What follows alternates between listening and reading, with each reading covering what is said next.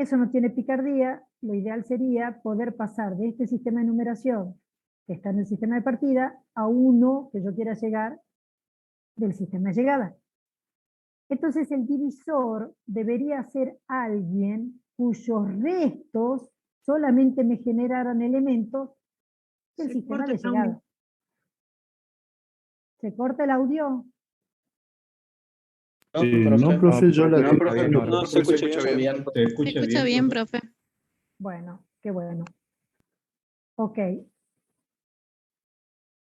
Sigo admitiendo gente.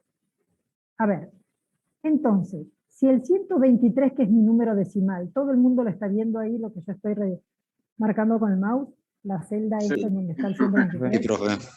Ok. Si el 123, que es un número decimal, yo lo divido por un número decimal, estaba diciendo que no podía mezclar peras con manzanas. Yo no puedo un número decimal dividirlo por un binario, ni por un octal, ni por un hexa. Lo tengo que dividir por un decimal. Entonces, ¿cuál va a ser el decimal que sea interesante para dividir? Un decimal que sea la base del sistema de numeración a donde yo quiera llegar, pero expresada en decimal. Yo quiero llegar a binario. ¿Y cuál es la base del sistema binario cuando yo hablo idioma decimal? El 2. ¿Por qué? Porque el conjunto de caracteres del binario tiene dos elementos, que son el 0 y el 1. Efectivamente, cuando yo un número lo divido por 2, o el resto es 0 o el resto es 1. Y justamente 0 y 1 son los que me van a servir a mí para volver a armar el número. Ustedes hagan de cuenta que cuando van dividiendo reiteradamente, cada restito que van obteniendo, ¿se acuerdan que hace un rato al restito le hacemos un circulito para resaltarlo? Cada resto lo voy tirando en una bolsa. Y después tengo que sacar de esa bolsa los elementos y volver a armar un número. ¿De acuerdo? Esa es la tarea que vamos a hacer. Entonces, a 123, cuando yo lo divido entre 2, fíjense que me queda. Miren la barra de fórmula. La división entre 123 con el 2, pero la división entera. Esta función entero y entre paréntesis la celda A19 con la celda B19 me dice que yo voy a tomar la celda A19, que es esta, el 123. Lo voy a dividir por esto que hay acá, que es un 2, y acá voy a poner el resultado entero. ¿Y acá qué voy a poner? Miren la fórmula, el residuo o resto entre lo que acabo de dividir. Si yo al 123 lo divido por 2, lo que queda de residuo, lo que queda de resto es un 1. Continúo con este trabajo utilizando las mismas funciones. Reitero la división, 61 entre 2 me da 30 y sobra 1. Y ahora 30 entre 2 me da 15 y sobra 0, porque ahí la división es exacta. 15 lo divido entre 2, cociente 7, resto 1. A 7 lo vuelvo a dividir entre 2, cociente 3, resto 1. Al 3 lo vuelvo a dividir entre 2, cociente 1, resto 1. Y cuando este 1 lo quiero dividir entre 2, llego al cociente 0, resto 1. Porque 1 para 2 no le contiene 0 al cociente, pero me sigue sobrando ese 1. Y como dice ahí, el proceso de dividir finaliza cuando el cociente es 0. En mi bolsa de residuos han ido quedando este 1, este 1, este 1, este 1, este 0, este 1 y este 1. ¿Cómo se arma el número para llegar al binario, que es equivalente al 123? Justamente ascendiendo por esta escalerita, desde abajo hacia arriba, voy poniendo 1, 1, 1, 1, 0, 1, 1, que no es otra cosa que este de acá. 1, 1, 1, 1, 0, 1, 1. ¿De acuerdo? Eso, tan simple como eso, está graficando el método de la división reiterada. El número convertido se construye con los restos de las divisiones desde el último hasta el primero. Cuando digo último, tengo que pensar en el resto que queda cuando ya el cociente me da 0, ¿no? Ese es el momento de terminar el proceso. La verificación que tienen abajo, como siempre, pongo el decimal 123 y aquí, a través de la función que la planilla Excel convierte ese decimal a binario, me estaría dando el resultado binario. Y felizmente el resultado binario coincide con el que nosotros construimos a partir de esta tarea de dividir reiteradamente. Bueno, veamos este mismo ejemplo de trabajar con el 123 decimal, pero si quisiéramos llevarlo a octal. Si yo quiero ir a octal, tengo que pensar en quién es la base del sistema octal escrita en decimal. Es el 8. Y felizmente, cuando yo divida por 8, mis restos van a ser o 0, o 1, o 2, o 3, o 4, o 5, o 6, o 7. No hay posibilidad de que sea ninguna de otra cosa. Entonces, como justo de 0 a 7 son los elementos, los alfa del sistema octal, los restos me van a servir para ir construyendo el número convertido. 123 lo divido por 8, de nuevo el cociente entero me da 15, sobran 3. Vuelvo a dividir por 8, 15 dividido 8, cociente 1 y me sobran 7. Cuando quiero dividir por 8, llego a cociente 0, resto 1 y armando el número de abajo para arriba me queda el número 173 octal. ¿Hay preguntas hasta acá? No, profe. No, profe, nada. No, profe. ¿Seguro, seguro? ¿Entendió bien? No, profe, Sí. se entendió bien. Sí, profe. Bueno, porque venía fácil. Ahora vamos a poner un pilín más difícil cuando quiero llegar al hexa. Vamos a jugar con el mismo número. Y con el mismo concepto, yo ahora 123, como me quiero ir a vivir al hexa, lo voy a dividir por 16. ¿Quién es 16? La base del sistema hexadecimal escrita en decimal. 123 dividido 16 me da cociente 7 y sobran 11. Frenemos acá. 11 es un resultado posible para el resto, obviamente, porque si mi divisor es 16, yo acá en el resto puedo conseguir un 0, un 1, un 2, un 3, un 4, un 5, un 6, un 7, un 8, un 9, un 10, un 11, 12, 13, 14 y hasta 15. Pero como estoy yendo al hexadecimal, yo tengo que interpretar esto como, a ver quién se acuerda del día lunes, ¿cómo le llamábamos a la combinación de dígitos? Gama. Gama prima. Gama, claro, en este caso sería un gamma prima, porque es una combinación de dígitos del sistema. A ver, es un gamma porque es un 11 y un 11 es decimal, pero yo estoy interesada por el gamma prima, combinación de dígitos en el sistema de llegada, pero en el sistema de llegada, mi 11 decimal no es una combinación de dígitos. ¿Cómo se escribe un 11 decimal en el hexa? B, de largo. B. Entonces, fíjense cómo felizmente, qué suerte, llego a un alfa prima, porque si yo no llegara a un alfa, ¿cómo haría para volver a componer el número? Yo tengo que meter la mano en la bolsa y sacar algo hexadecimal. El B es hexadecimal, pero el 11 no es hexadecimal, el 11 es el 11 decimal que previamente convierto a B para recién darle tratamiento de hexadecimal. ¿Me explico? Entonces, armando el número de abajo para arriba, esto va a ser un 711. No, jamás.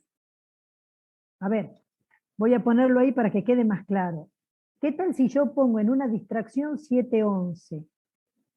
711 no es el hexadecimal que estoy buscando, porque yo encontré en los restos un 7 perfectamente hexa y un 11 decimal que tengo que recordar que es el B en hexa. Ahora sí se entendió. Miren la verificación. Cuando yo paso el 123 decimal a hexa, no me trae 711, me trae 7B. ¿Esta parte está bien clara? Profe, o sea que cuando nos da una combinación de dígitos tenemos que pasarlo al sistema de llegada. Claro, al sistema de llegada. Vos estás haciendo divisiones en decimal, pero para pasarte al hexa. Entonces, el número que vas a formar no puede tener ninguna otra cosa que no sea hexa. ¿Y cómo conseguís cosas hexas? Haciendo esta conversión directa entre el 11 decimal, inmediatamente vos lo reconoces como el B hexadecimal. Si acá te hubiera quedado, por ejemplo, de resto un 15, ¿cuál sería el elemento que juega en el número hexa? F. El F. F, tal cual. Ahora vamos a hacer más ejemplitos para ver si aparecen otras letras y esto termina de quedar claro. Pero el concepto, obviamente, no es diferente de los ejemplos anteriores. Lo simpático que tiene llegar a octavo, llegar a binario, es que yo me encuentro con dígitos que son también decimales. En cambio, el cuidado que tengo que llegar cuando estoy llegando al hexa es que me puedo encontrar con combinación de dígitos decimales y tengo que hacer previamente una rápida conversión de esos gamma para conseguir el alfa prima. ¿Se entendió hasta acá? Sí, profe. Sí, profe. Sí, profe. Bueno, voy a explicar ahora, como espejito, espejito, cómo trabaja la multiplicación reiterada. ¿Cómo hago para convertir números del sistema decimal a otros sistemas si no son enteros? Bueno, acá hay un ejemplo en donde mi 123 ya no va a ser un entero, sino que me interesa convertir el 123 coma y algo a la derecha de la coma.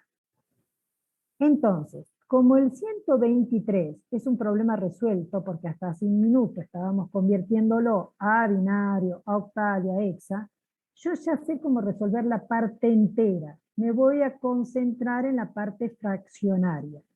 En la parte fraccionaria, este número tiene a la derecha de la coma 125, pero eso matemáticamente debe escribirse precedido de 0, o por lo menos coma 125, ¿de acuerdo? Para entenderse bien que estoy hablando de un número fraccionario.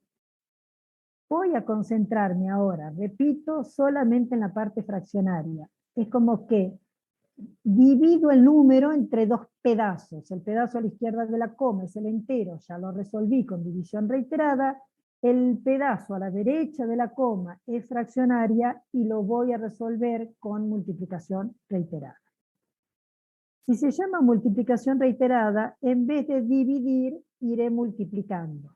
Miren, reconozcamos cada paso de lo que hay que hacer. Tengo el fraccionario que quiero convertir. Lo multiplico por la base. Me da un número, miren la barra de fórmula. Este número es el producto de los dos que tiene arriba. Lo que está en la celda B50, lo que está en la celda B51. Cuando yo multiplico 0,125 por 2, efectivamente me da 0,25. ¿Y qué hago acá? De 0,25 saco la parte entera. Y esa parte entera no es otra cosa que el primer dígito que voy a ubicar a la derecha de la coma. Entonces, cuando yo voy armando el binario que quiero armar, ven, este primer cero es el resto del resultado de haber multiplicado primero mi número por la base. Como me dio resto 0, pongo un 0. ¿Hasta ahí se entiende? Sí, profe. Sí, profe. Bueno, esto está funcionando, entonces lo repetimos. Se llama multiplicación reiterada. Reiteremos la multiplicación. 0,25 de nuevo por 2 me da 0,5. Me fijo en 0,5 y me concentro en su parte entera. ¿Cuál es la parte entera de 0,5? 0. Ok, este 0 es el siguiente dígito a ubicarse en la parte fraccionaria. Entonces acá, ven, ya tenía un 0 de antes y ahora estoy acomodando este segundo 0. Lo ven ahí pintado, ¿no? Sí.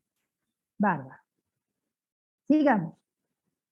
Ya estamos en 0,5. Vuelvo a multiplicar por 2. Y esperen que siga emitiendo gente. Vuelvo a multiplicar por 2. Cuando a 0,5 lo multiplico por 2, resultado 1.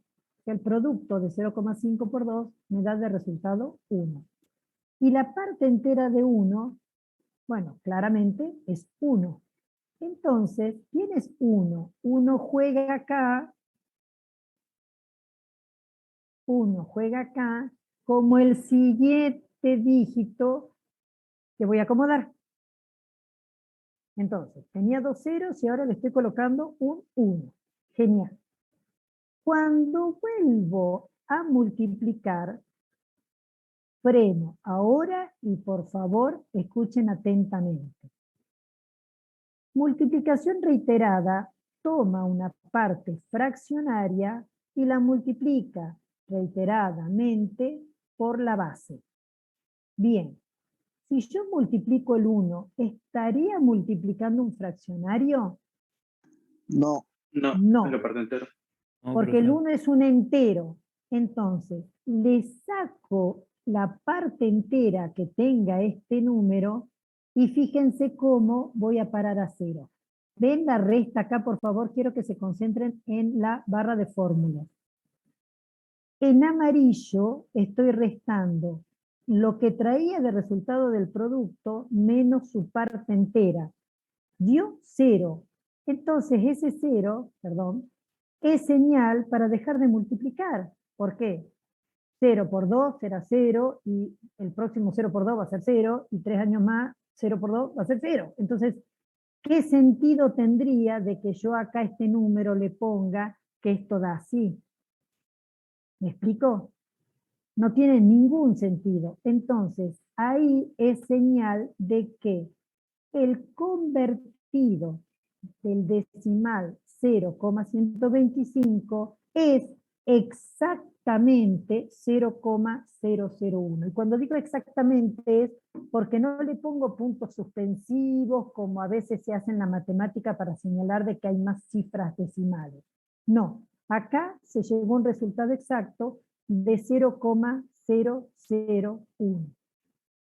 Y yo los invito a pensar ese número binario con suma ponderada. La suma ponderada de este numerito es 0 por 2 a la menos 1, más 0 por 2 a la menos 2, más 1 por 2 a la menos 3. O sea, 1 por 1 sobre 2 al cubo, o dicho de otra manera, 1/8. ¿Y 1/8 cuánto es? ¿Cuánto es 1/8? Miren ahí, chicos, en la verificación. 1/8 es 0,125. Entonces, en este caso, como la planilla Excel no me convierte en números fraccionarios, mi verificación la estoy haciendo por suma ponderada. Yo tenía un decimal que era 0,125 y en binario, si yo hago por suma ponderada 1 sobre 2 al cubo, por suerte llego a 0,125. ¿Sí? En todo caso, este binario, ¿no? El 0,01. ¿Se entendió hasta acá para pasar a binario? Siempre tenemos que agregar el 0, profe, al comienzo, ¿por qué no? ¿Vos te referís al 0 que queda a la izquierda de la coma? Claro, sí. Claro, sí señor, siempre. Es una cuestión de notación. Profe, Sí, profe, decime. ¿por qué se resta al final 1 menos 1? Porque yo no quiero acá, ¿ves que dice fraccionario? Sí. Yo no quiero un entero, yo siempre necesito un fraccionario. El 0,125 cumplía con ser fraccionario, maravilloso. Vamos al otro, 0,25 cumplía con ser fraccionario. Vamos al otro, 0,5 cumplía con ser fraccionario. Y ahora yo acá pongo fraccionario y no puedo poner el 1. Entonces se le resta la parte entera que acabas de conseguir. Bien. Listo. Ok, vamos al ejemplo del octal. Tomo el mismo número, como quiero llegar a octal voy a empezar a multiplicar por 8. Empiezo con un fraccionario, hasta ahí maravilloso, y lo multiplico por la base que es 8. ¿Cuál es el resultado de multiplicar 0 a 125 por 8? 1. Su parte entera entonces, como ven acá, la barra de fórmula, es 1. Cuando resto este resultado menos la parte entera, me da 0, y entonces, perdón, acá hay un error. Esto debería decirlo así. Se termina la multiplicación porque llegué a un 0. ¿Ven? Se detiene eso, dice aquí, porque no tiene sentido multiplicar por 0. Entonces, el decimal 0,125 en octal se escribe 0,1.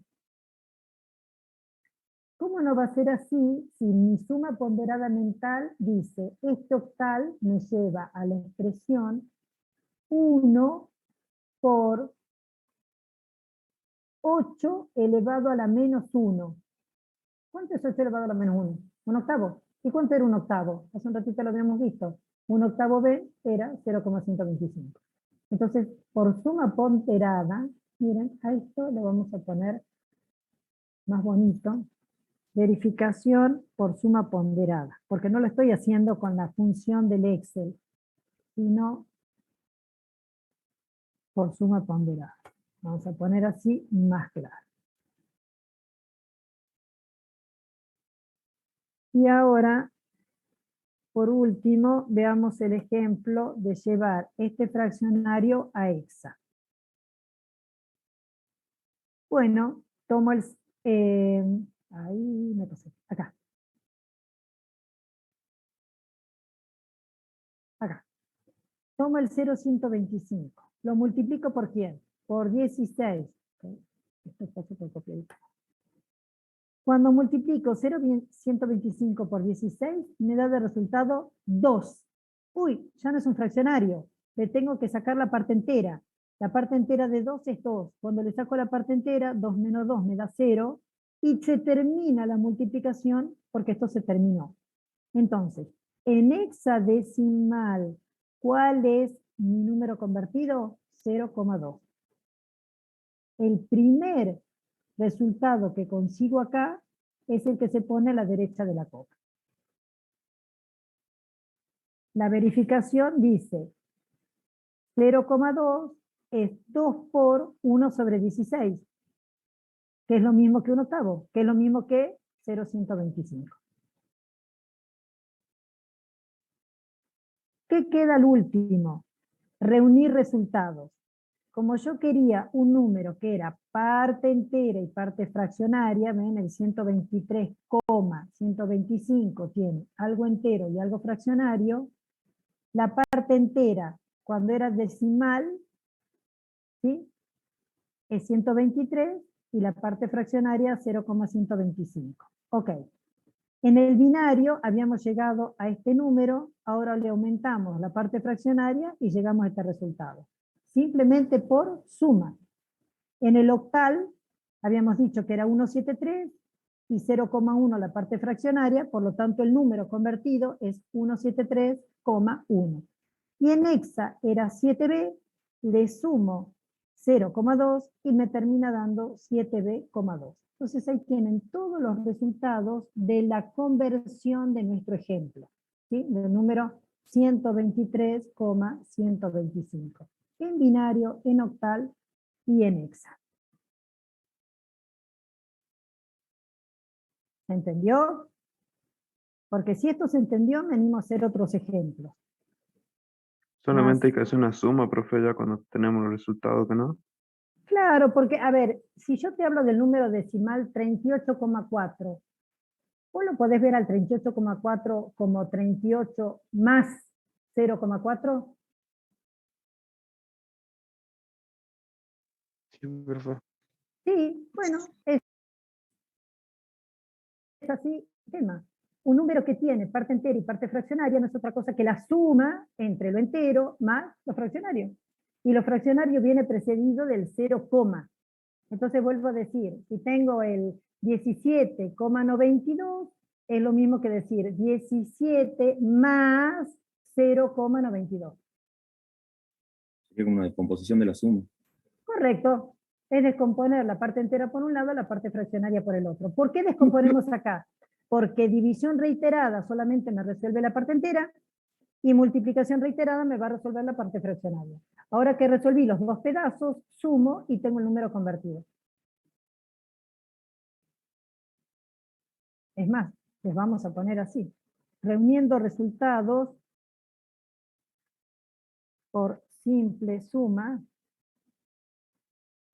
entre la parte entera y la fraccionaria.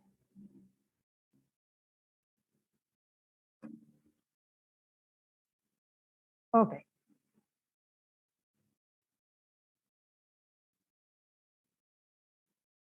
Bueno.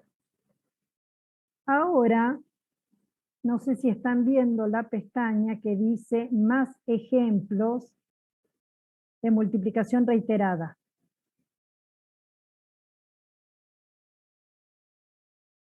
Sí se ve, profe. Ok.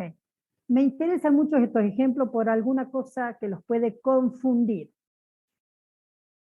Inventé un número acá decimal que es el 0,54. Ok.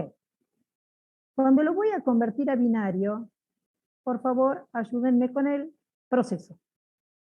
Tomo el fraccionario 0,54, lo multiplico por la base 2 porque me quiero ir a binario y me da este resultado. Ustedes a los resultados, por favor, ni los verifiquen. Esto lo está haciendo Excel. Excel sabe multiplicar, así que cuando le pedimos 0,54 por 2, seguro que el resultado es correcto. 1,08. Bien, eso es lo que le estoy llamando, ¿ven? Producto. ¿Ese producto es un fraccionario? No. Entonces, saco la parte entera para lograr un nuevo fraccionario. Pero cuando saco la parte entera, no me olvido de acomodarlo como el primero de los dígitos binarios que va a ir a posicionarse a la derecha de la coma. Ahí estaríamos terminando el primer paso. ¿Hay dudas? Multiplico por 2. Obtengo un número. La parte entera de ese número juega en el número en que yo estoy convirtiendo. Y como yo necesito volver a jugar con un fraccionario, esa parte entera se resta, ¿sí? Se resta acá. ¿Ven? Por favor, miren la barra de fórmulas. En este lugar yo estoy haciendo B11 menos C11, o sea, estoy haciendo a 1,08, le saco la parte entera y entonces me estaría dando un fraccionario como el que necesito, 0,08. No sigo si hay dudas. ¿Hasta aquí se entiende? Sí, profe. Sí, profe. Sí, profe. Bueno, y todo es más de lo mismo. Vamos de nuevo a multiplicar por 2.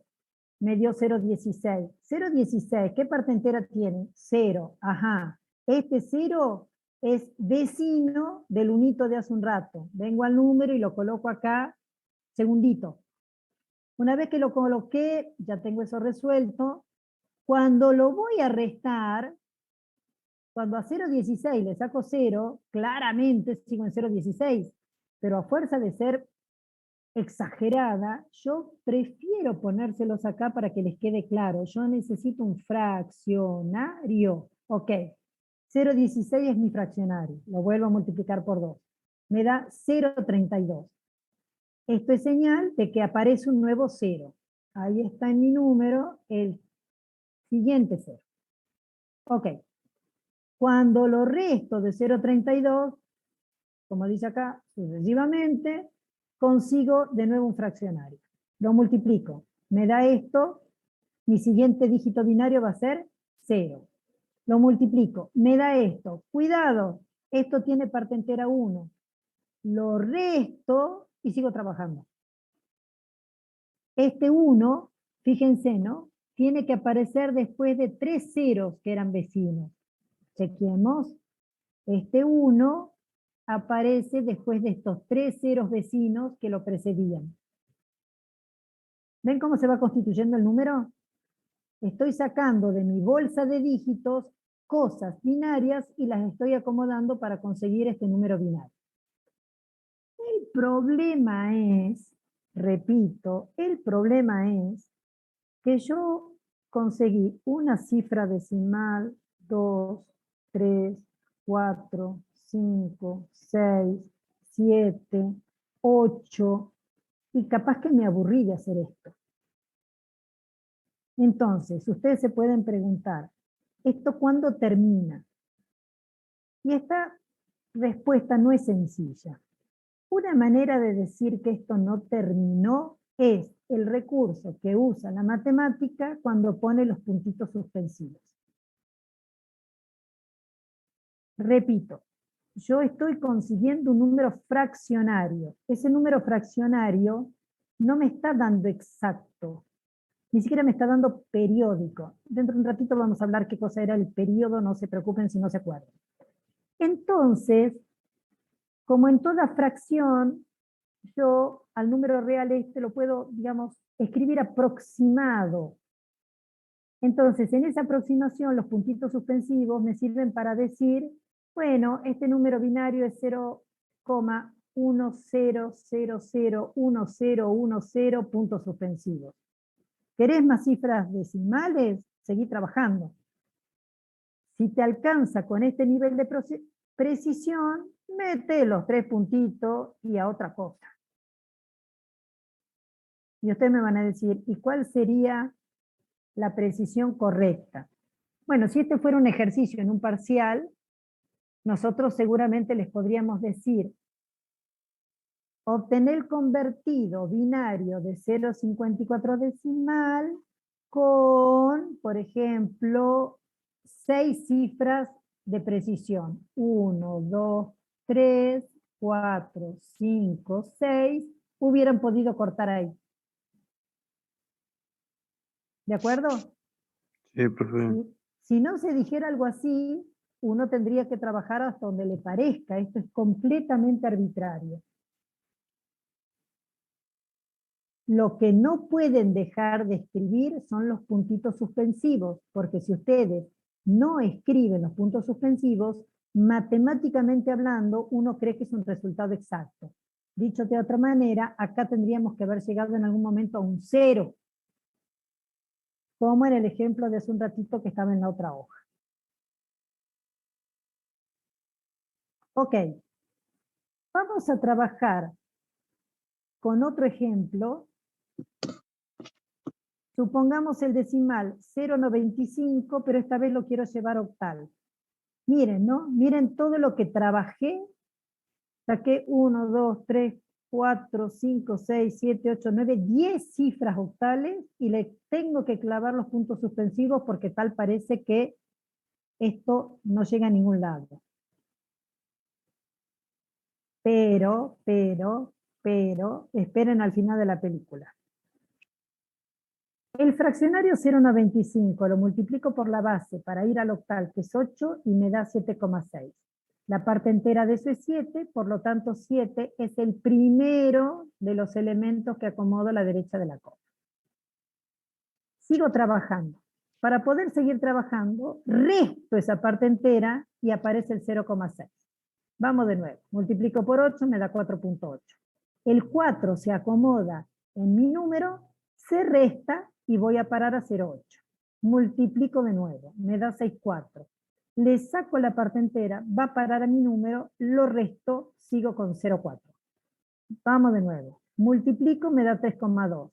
La parte entera va a vivir a mi número, se resta, continúo con 0,2. Multiplico por 8, me da 1,6. El 1 va a parar a mi número, se resta y sigo con 0,6. Me voy a parar un ratito acá, lo voy a pintar, qué sé yo, de este color, porque acá se me prende una lamparita. Yo estoy por trabajar con el 0,6 y una vez ya trabajé con el 0,6. Y cuando trabajé con el 0,6 fui a parar a 4,8. Obviamente acá también voy a ir a parar a 4,8, si es la misma cuenta de hace un rato. Entonces, esto es la advertencia que yo tengo que notar para darme cuenta que acá hay un periodo. Se empiezan a repetir cifras que se estaban repitiendo antes. Miremos al número ahora con un poquito más de cuidado.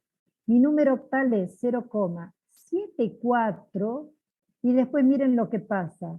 Aparece 6, 3, 1, 4 y al rato, oye, 6, 3, 1, 4.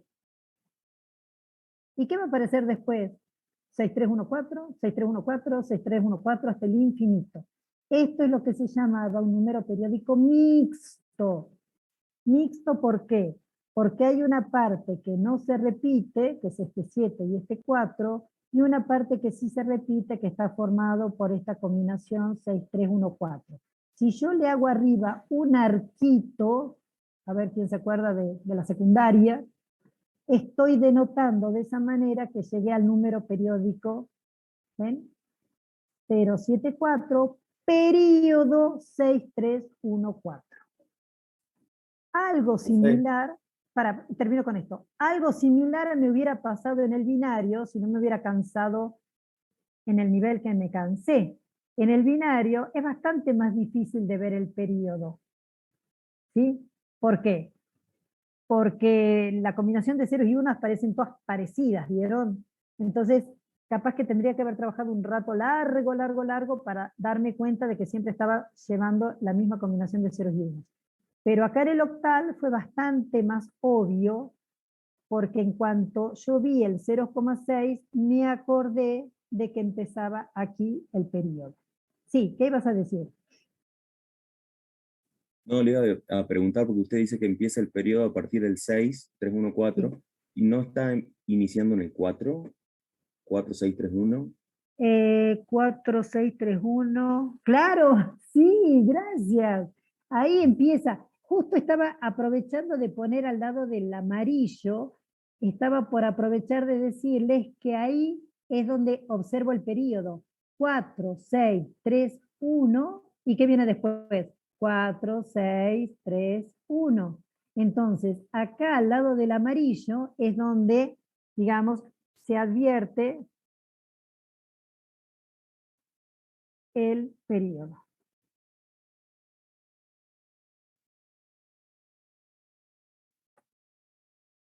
Y también lo pintemos de amarillo.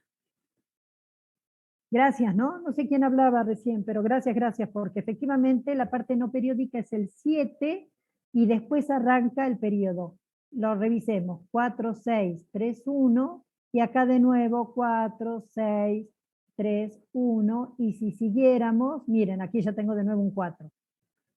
Como esto de la fórmula es muy fácil de estirar hasta abajo, quien se quede con duda lo estira un poco y se convence que es un periodo súper clarito. Ok, no quiero dejar de hacer un ejemplito en hexa. Si tomo el número 0,95, el mismo de recién, y quiero ir a hexa, al multiplicar por 16, miren lo que me da. 15.2. Ok, ¿eso tiene parte entera? Sí. ¿Cuánto vale la parte entera? 15. 15 es un decimal, porque si yo estoy multiplicando decimales, obviamente el resultado es decimal. Pero yo quiero armar un hexa, entonces mi cabeza mentalmente convierte diciendo, ¿quién sería en hexa el 15 decimal? F.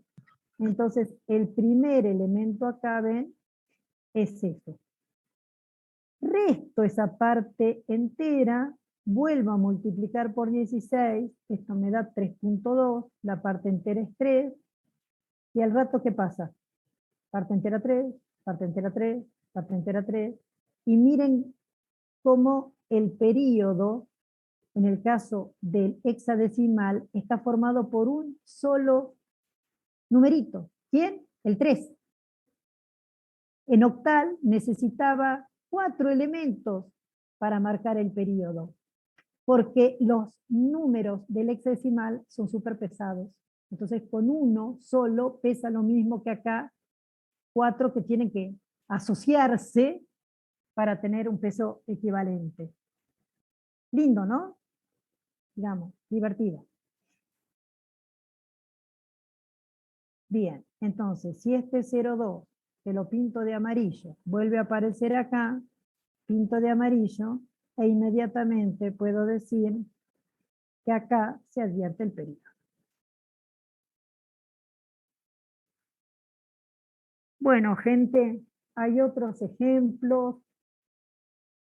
Acá hay un ejemplo con 0,83 que se me ocurrió llevarlo a un sistema de base 5. En un sistema de base 5, los únicos dígitos legales son el 0, 1, 2, 3 y 4. Por lo tanto, en este número claramente no veo que juegue ninguna otra cosa que eso, o 0, o 1, o 2, o 3, o 4.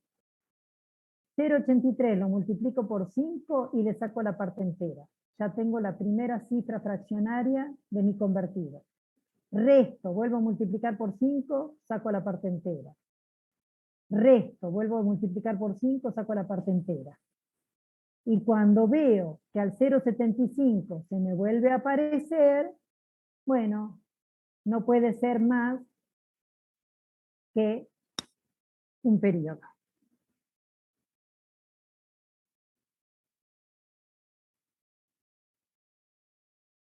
Y queda el número 0,40 periódico 3.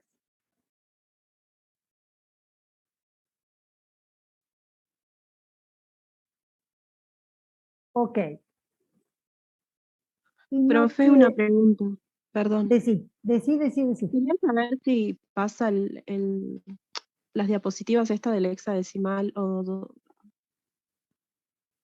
Si yo paso esto, claro, todo esto, ¿lo sube a alguna plataforma o algo? sí, de hecho, miren, ¿se acuerdan? A ver, vamos a abrir las otras pestañitas. Teníamos una de notación, teníamos uno de método directo, teníamos uno de suma ponderada, lo que hicimos hoy y lo que hicimos hoy. Entonces les junté todo en la misma planilla, para que no estén dando vuelta con 3 o 4 planillas diferentes. Está todo en la misma planilla y cuando termine la clase les subo esto al aula virtual. ¿A dónde? Te vas al bloque de la unidad 6 y ahí hay una carpeta que se llama algo así como diapositivas utilizadas en teoría o archivos utilizados en teoría o yo qué sé, algo así se llama. En esa carpeta tenés adentro un PowerPoint que usé la primera clase, otras planillas de estas pero que no estaban completas, capaz que a esas que estaban incompletas las borro y directamente pongo solo esta que es la que está completita con todo lo que hace a conversión. ¿Sí? ¿Te queda claro? Profe, disculpe, no se olvide del anuncio. Buen Sí. momento para el anuncio, gracias. Voy a anunciar de nuevo, lo dije hace un rato, pero por ahí no estaban todos. Quienes tengan problemas para acceder al aula virtual, el viernes a la mañana de 8 a 11, el viernes 25 de marzo de 8 a 11, el profesor Eduardo Fernández va a estar en el laboratorio 4. A ver, paso a explicarles dónde queda eso. Ustedes ubican el edificio de la Facultad de Exacta ya, no todos, pero bueno. Imagínense que se bajan del colectivo en la entrada principal de la UNSA. Entran a la UNSA y pueden preguntar ahí en la guardia dónde queda la Facultad de Exacta, si se las van a marcar, queda cerquita de la entrada, cerquita de donde se bajaron del ómnibus. Ahí, cuando llegan al edificio de la Facultad de Exactas, hay un hall central grande, en donde van a reconocer que está el centro de estudiantes, por ejemplo, y enseguida se abre una escalera. Se van al primer piso, o le preguntan ahí al guardia dónde está la parte de informática. Los va a mandar al primer piso, y cuando salen de la escalera en el primer piso, presten atención porque van a ver unos cartelitos que dice laboratorio 1, laboratorio 2, laboratorio 3, ¿hasta dónde caminan? Hasta el que dice laboratorio 4. Y ahí lo van a ubicar al profesor Eduardo Fernández.